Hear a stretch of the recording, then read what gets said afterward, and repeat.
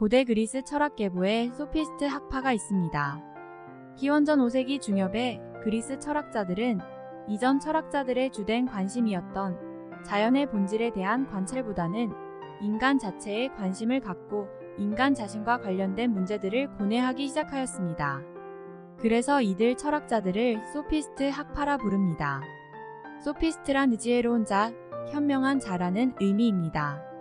인간은 만물의 척도라는 명언으로 대변되는 소피스트 학파는 철학의 중심 영역을 신과 자연에서 인간으로 돌려 처음으로 인간과 사회에 관한 문제에 관심을 보였다는 점에서 평가받을 만합니다. 그러나 서양 철학을 논할 때 빼놓을 수 없는 철학자 소크라테스는 이러한 소피스트 학파의 상대적이고 개인주의적 성향에 대항하여 절대적 진리를 탐구하였던 철학자입니다.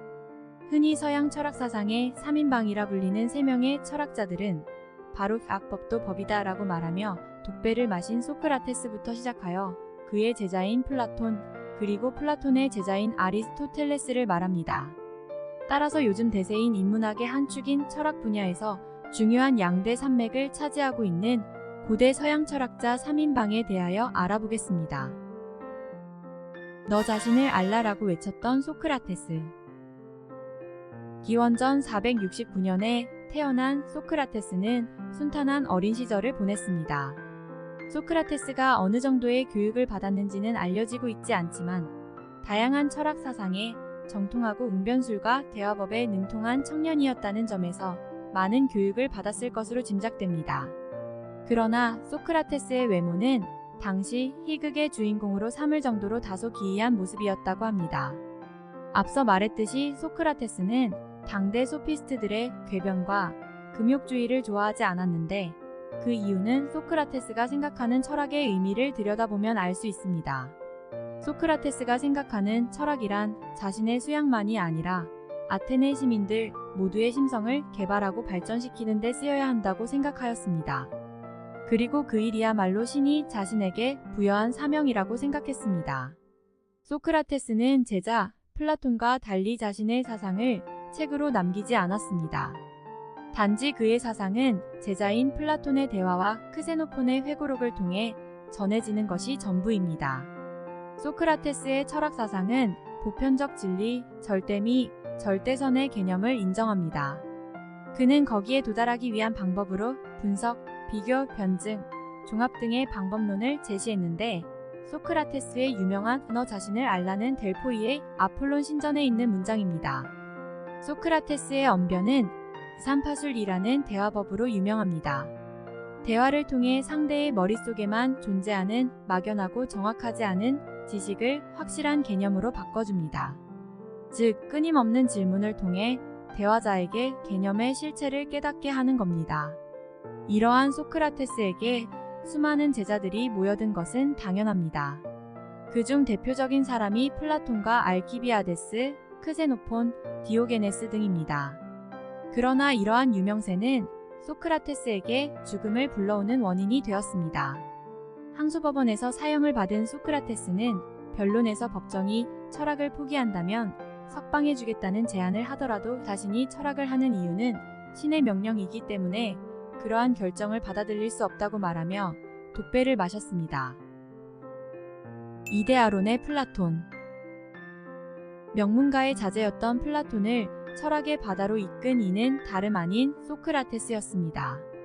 한때는 국가대표 레슬링 선수로 아테네 올림픽에 참여했던 젊은 귀족 플라톤은 소크라테스를 만나 친구로 혹은 스승으로 모시며 소크라테스의 사상을 이어받고 새로운 철학 세계를 열어나갔습니다. 플라톤은 20살 때부터 소크라테스의 문화생으로 공부했는데 기원전 399년 소크라테스가 사형당하자 아테네를 떠나 몇 년간 여러 나라를 떠돌며 망명생활을 하였습니다. 시실리아 섬을 방문한 플라톤은 시라쿠사의 왕인 디오니시오스의 초빙을 받아 그곳에서 자신의 철학적 이념을 펼치려 했으나 실패하고 기원전 388년에 다시 아테네로 돌아왔습니다. 아테네로 돌아온 플라톤은 아카데메이아라는 교육기관을 건립했습니다. 아카데메이아는 기숙사, 강의실, 박물관 등을 갖춘 일종의 종합대학입니다. 플라톤은 이곳에서 약 20년 동안 수많은 제자들을 길러냈는데 아카데메이아의 전통은 동로마 제국의 유스티니아누스가 이곳을 폐지할 때까지 약 900년 동안 계속되었습니다.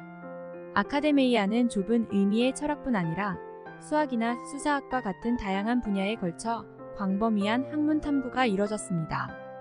원뿔곡설론에 관한 연구와 같은 기원전 4세기의 중요한 수학적 작업은 모두 아카데메이아에서 이뤄낸 업적입니다. 그리고 아리스토텔레스의 초기 저술들처럼 수학 외의 분야에서도 활발한 연구가 이뤄졌습니다. 플라톤의 사상은 이데아론이라는 학설로 대변됩니다. 이는 우주의 모든 현상 뒤에는 불변의 진리가 있으며 이것은 이데아라는 영원한 형상 속에서 발견되는 것이다 라는 주장입니다. 플라톤은 우리가 눈으로 보는 현상은 이데아 세계의 반영에 불과한 것으로 절대적인 정의, 미, 진리는 이데아 세계에서만 존재한다고 주장했습니다. 플라톤은 철학, 과학, 정치학 등 다방면의 저술 활동을 했으며 그의 정치 사상은 그의 저서에 잘 나타나 있습니다. 대표적인 저서로는 소크라테스의 변명, 프로타고라스, 국가론, 법률론, 정치가론 등이 있습니다. 청출어람 청어람의 아리스토텔레스. 플라톤의 아카데메이아가 배출한 최고의 수재인 아리스토텔레스는 마케도니아, 스티기라 출신으로 플라톤의 제자입니다. 플라톤의 제자이자 알렉산드로스 대왕의 스승, 모든 학문에 능통했던 백과사전적인 인물. 리케이온이라는 학교를 열어 젊은이들의 교육에 앞장섰으며 거의 모든 학문의 기초를 닦은 학자 등은 그를 설명하는 표현들입니다. 아리스토텔레스는 수학, 물리학, 천문학, 생물학, 생리학, 해부학, 식물학, 박물학, 심리학, 정치학, 논리학, 시학, 수사학, 미학, 신학, 형이상학 등에 정통했다고 합니다. 어찌한 인간의 능력으로 가능한 일인지 믿어지지 않습니다. 아리스토텔레스는 귀족 가문 출신으로 18살에 플라톤의 아카데메이아에 입학하였으며 그곳에서 20여 년간 학문을 닦았습니다. 기원전 347년 플라톤이 죽은 후에는 친구 헤르미아스를 찾아갔고 그곳에서 식물학과 동물학을 연구했습니다. 그리고 헤르미아스가 죽은 후 고향인 마케도니아의 왕 필리포스 2세의 요청으로 기원전 343년부터 알렉산드로스 왕자의 스승으로 일하게 됩니다. 기원전 335년에 아테네로 돌아온 아리스토텔레스는 리케이온이라는 학교를 건립하고 후학 양성에 힘썼습니다. 그는 오전에는 고급반을 강의하고 오후에는 일반 학생들을 대상으로 웅변이나 수사학 같은 일반적인 강의를 진행했는데 이때 산책을 하며 수업을 진행해 아리스토텔레스 학파를 소유학파라고 부르기도 합니다. 기원전 323년 마케도니아의 알렉산드로스가 죽자 반마케도니아파가 대두되었고 아리스토텔레스는 한때 알렉산드로스의 스승이었다는 사실 때문에 불경죄로 기소되었습니다. 그 옛날 무고한 죄목으로 죽음을 맞은 소크라테스를 상기하며 아리스토텔레스는 다시는 철학을 더럽히지 못하게 아테네를 떠난다라는 메시지를 아테네 시민에게 남기고 미련 없이 아테네를 떠났습니다. 그리고 기원전 322년 아리스토텔레스는 에우보이아에서 제자인 안티파테르를 후계자로 삼고 아내 옆에 묻어달라는 유언을 남기고 세상을 떠났습니다. 아리스토텔레스는 플라톤의 수제자였지만 사상적으로는 스승과 노선을 달리했습니다.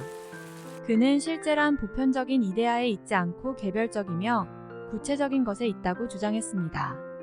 즉, 플라톤이 주장한 이데아인 형상과 실제는 모두 중요하며 둘 다 영원한 것으로 이 둘이 결합함으로써 비로소 우주의 본질적인 성격이 부여된다는 일원론적인 사상을 주장했습니다. 특히 아리스토텔레스는 중용의 덕목을 강조했으며 중용이야말로 인간의 자기실현을 위한 길이라 강조하였습니다. 오늘날 아리스토텔레스가 높이 평가되는 이유는 위대한 철학자였기도 하지만 그것보다는 모든 지식 분야에 걸쳐 개척을 이룬 선구자였다는 점입니다.